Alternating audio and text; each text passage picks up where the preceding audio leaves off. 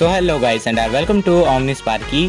Ghost freak Ben का एक super powerful और मिस्टीरियस एलियन है और बेन 10 क्लासिक से लेकर बेन 10 रिबूट तक ये हमें सभी बेन 10 के आर्ट स्टाइल्स में देखने को मिल चुका है। वैसे तो बेन 10 की सीरीज में हमें घोस्ट फ्रीक से रिलेटेड कई सारी मिस्ट्रीज दिखाई गई है, लेकिन सबसे बड़ी मिस्ट्री ये है कि आखिरकार घोस्ट फ्रीक हमारे ओरिजिनल ओमनिट्रिक्स से बाहर कैसे निकला। आज के इस वीडियो में हम इसी मिस्ट्री को क्लियर करेंगे। Let's start.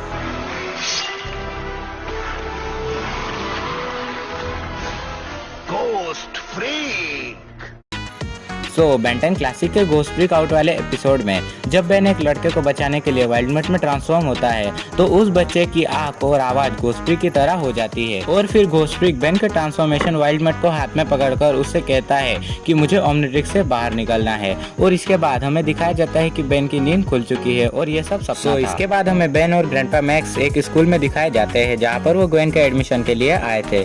उस स्कूल में एक लड़की बेन और ग्वेन को स्कूल घुमाने ले जाती है जहाँ पर बेन को हर जगह घोस्ट फ्रीक देखने लग जाता है, जिसकी थोड़ी देर बाद वहाँ पर ये तीनों हमला कर देते हैं। और फिर जब इन तीनों को रोकने के लिए बेन एलियन में ट्रांसफॉर्म होने की कोशिश करता है तो वह गलती से घोस्ट फ्रीक में ट्रांसफॉर्म हो जाता है, जिसके बाद बेन बड़ी बेरहमी से इन तीनों पर अटैक कर देता है, जिसके बाद ghost freak out of control हो जाता है। जिसके बाद ओमनिट्रिक्स का टाइम आउट होना शुरू हो जाता है और फिर घोस्ट फ्रीक चिल्लाने लगता है और बेन अपने नॉर्मल फॉर्म में आ जाता है। बेन अपने नॉर्मल फॉर्म में आने के बाद नोटिस करता है कि घोस्ट फ्रीक अभी भी वहीं पर है और फिर हमें दिखाया जाता है कि घोस्ट फ्रीक यानी जिस्केयर अपनी ऊपरी स्किन को निकालकर अपने ट्रू फॉर्म में आ जाता है।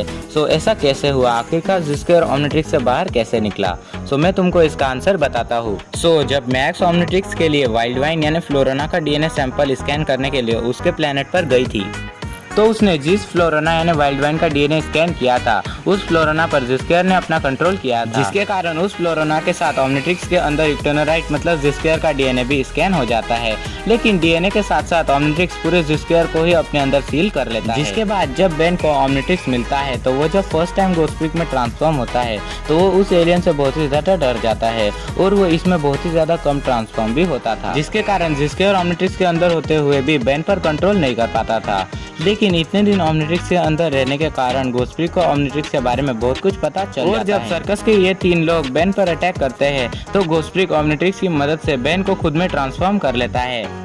लेकिन ओमनिट्रिक्स के टाइम आउट होने से पहले बेन पर घोस्ट फ्रीक कंट्रोल नहीं कर पाता और फिर वो बिना वक्त गवाए ओमनिट्रिक्स से बाहर निकल जाता है और ये वो सिर्फ अपने लिविंग ब्रेन के कारण ही कर पाता है। और जिस्केयर ये मेंशन भी करता है कि बेन की ओमनिट्रिक्स में जितने भी एलियंस है उनके पास उनका खुद का दिमाग नहीं होता और वो अपने दिमाग के इंटेलिजेंस के कारण ही ओमनिट्रिक्स से बाहर निकल सका था। मैं होप करता हूँ कि तुमको ये वीडियो पसंद आया होगा।